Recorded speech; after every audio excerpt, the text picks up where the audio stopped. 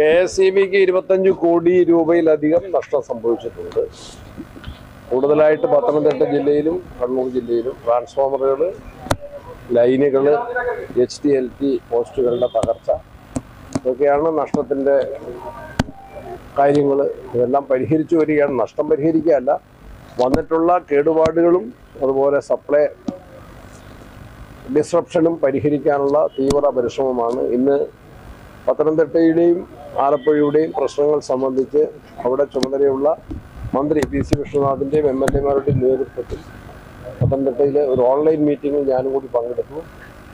അപ്പോൾ വൈദ്യുതി ബന്ധം വിച്ഛേദിച്ച് വെള്ളം കയറിയ സ്ഥലങ്ങളിലെ സപ്ലൈ അവിടെ പുനഃസ്ഥാപിക്കാനുള്ള നടപടികൾ സ്വീകരിക്കുകയാണ്. വേഗത്തിൽ ചെയ്യാൻ വേണ്ടി ആലോചിച്ചുകൊണ്ടിരിക്കുകയാണ്. എല്ലാ കാര്യങ്ങളും ശക്തമായിട്ട് മുന്നോട്ട് പോകുന്നു. എല്ലാവരുടെയും സഹകരണം പ്രത്യേകമായിട്ട് അഭ്യർത്ഥിക്കുകയാണ്. തൃശ്ശൂരിൽ വന്ന് ഞാൻ കളക്ടറുമായിട്ടും അതുപോലെ ഇവിടുത്തെ ജനപ്രതിനിധികളുമായിട്ടും ബന്ധപ്പെട്ടിരുന്നു. മന്ത്രി OJ ജനീഷിൻ്റെ നേതൃത്വത്തിൽ കളക്ടറും മറ്റെല്ലാവരും ചേർന്ന് തൃശ്ശൂരിൽ ആവശ്യമായ രക്ഷാപ്രവർത്തനവും കാര്യങ്ങളും നടത്തുന്നുണ്ട്. പുനരധിവാസ പ്രവർത്തനം നടത്തുന്നുണ്ട്. ക്യാമ്പുകളൊക്കെ നന്നായിട്ട് നടക്കുന്നു എന്ന് പറഞ്ഞു.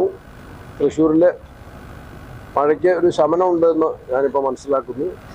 ഇന്ന് 1-2 പരിപാടികൾ നേരത്തെ നിശ്ചയിച്ചതുകൊണ്ട് പെരിങ്ങൽകുത്ത് ഡാം കാണുന്നതിന് വേണ്ടി പോകുന്നുണ്ട്. ഈ മുഖ്യമന്ത്രി ഇന്ന് പത്തനംതിട്ട എത്തുന്നുണ്ട്. നേരത്തെ എത്തേണ്ടതായിരുന്നല്ലേ? അതല്ല, പത്തനംതിട്ടയിൽ അദ്ദേഹം എത്തുന്നു. അത് വൈകിട്ടൊന്നുമില്ല. അതിലവിടെ മന്ത്രിമാരെ എല്ലാ ജില്ലകളിലും, എനിക്ക് കണ്ണൂർ ജില്ലയുടെ ചുമതലയുണ്ടായിരുന്നു.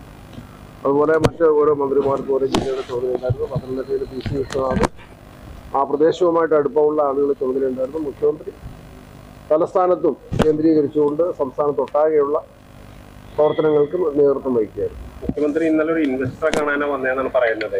ഇൻവെസ്റ്റർ